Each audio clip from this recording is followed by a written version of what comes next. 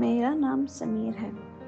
میں ایک چھوٹے سے گاؤں میں پیدا ہوا، جہاں کچے گھر، مٹی کی گلیاں اور لوگوں کے دل سفید کپڑوں سے بھی زیادہ صاف تھے۔ میری ماں سکینہ بی بی ایک مضبوط اور خاموش عورت تھی۔ میرا باپ کبھی ہمارے ساتھ زیادہ نہیں رہا، کام کے لیے شہر چلا جاتا اور مہینوں تک واپس نہیں آتا۔ ماں نے مجھے اکیلا پالا۔ گھر میں ایک چھوٹی سی چرپائی، ایک مٹی کا چولہا اور ایک پرانی الماری ہوتی تھی، جس میں ماں اپنا ایک پرانا دوپٹہ سنبھال کے رکھتی تھی۔ وہ دوپٹہ میرے بچپن کا ٹوائے تھا۔ جب میں روتا، ماں وہی دوپٹہ میرے چہرے پر رکھ کر کہتی، چپ ہو جا میرے شیر، تیری ماں یہی ہے۔ ہمارے پاس پیسے بہت کم تھے۔ ماں صبح سے دوپہر تک کھیت میں مزدوری کرتی، دوپہر کو گھر آ کے روٹی بناتی، پھر شام تک گاؤں کی عورتوں کے کپڑے سلتی۔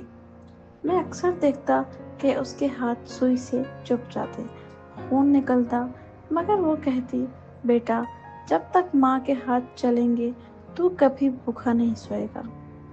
ایک دن اسکول میں ماسٹر صاحب نے فیس مانگی۔ میرے پاس صرف آدھی فیس تھی۔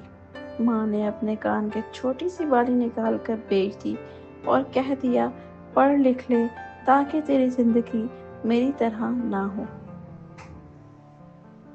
سمے گزرتا گیا، میں 18 سال کا ہو گیا۔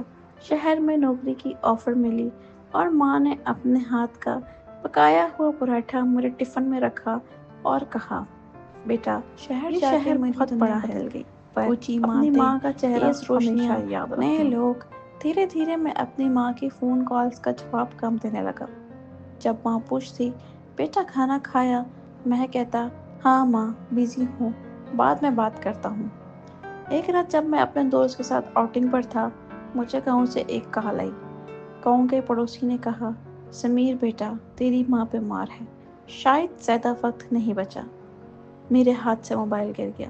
دماغ میں وہی سارے پل چلنے لگے، ماں کی بالی بیچنا، ماں کا دوپٹہ، ماں کی مسکان۔ میں ترنت بس پکڑ کر گاؤں نکلا، مگر یہ سفر میری زندگی کا سب سے لمبا سفر بن گیا۔ بس کے شیشے سے میں باہر دیکھ رہا تھا، سوکھے کھیت، دھول بھری ہوائیں اور دور دور تک وہی گاؤں کا منظر جو میں بچپن میں دیکھتا تھا۔ ہر کلومیٹر کے ساتھ میرا دل تیز دھڑک رہا تھا۔ ہر بار جب بس کسی موڑ پر رکتی، مجھے لگتا میں لیٹ ہو گیا ہوں۔ بس سے اترتے ہی مجھے ماں کے گھر سامنے نظر آیا۔ گھر کا رنگ اتر چکا تھا، چھت کے کونے سے مٹی گر رہی تھی، دروازہ کھلا تھا، مگر اندر ایک عجیب سا سناٹا تھا۔ ماں چرپائی پر لیٹی ہوئی بہت کمزور لگ رہی تھی، چہرہ پیلا، آنکھوں کے نیچے گہرے گڈھے۔ اس نے مجھے دیکھا، ہلکی سی مسکان دی اور بولی، بیٹا آ گیا۔ میں اس کے پاس بیٹھا، اس کا ہاتھ پکڑا، وہ ہاتھ جو کبھی میرے لیے روٹی بناتے ہوئے چل جاتا تھا، اب اتنا ہلکا لگ رہا تھا جیسے بس ہوا۔ میں رو پڑا اور کہتا ہوں، ماں مجھے معاف کر دے، میں لیٹ ہو گیا۔ وہ مسکرائی، بیٹا، ماں اپنے بچوں سے کبھی ناراض ہوتی ہے کیا؟ ماں نے دھیرے دھیرے بتایا کہ کیسے میری نان سٹاپ بزی لائف کے چکر میں اس نے مہینوں تک اکیلے کھانا کھایا، رمضان میں سحری میں صرف چائے پی، افطار میں روٹی اور نمک کھایا، مگر کبھی مجھ سے نہیں کہا کہ پیسے بھیج۔ کہتی تھی، ماں اپنے بیٹے کا بوجھ نہیں بنتی۔ اس کی آواز میں نہ شکوہ تھا، نہ گلہ، صرف پیار، اور یہ پیار مجھے توڑ رہا تھا۔ رات میں جب میں ماں کے پاس بیٹھا، اسے پانی پلا رہا تھا، اس نے اچانک کہا، بیٹا ایک بات کہنی ہے، جب میں نہ رہوں تو اپنی زندگی میں کبھی اپنی ماں کو اگنور مت کرنا۔ میرے اندر کچھ ٹوٹ گیا۔ میں نے زور سے کہا، ایسا مت کہہ ماں، میں تجھے کچھ نہیں ہونے دوں گا، مگر اس کی آنکھوں میں وہ شانتی تھی جیسے وہ سب جانتی ہو۔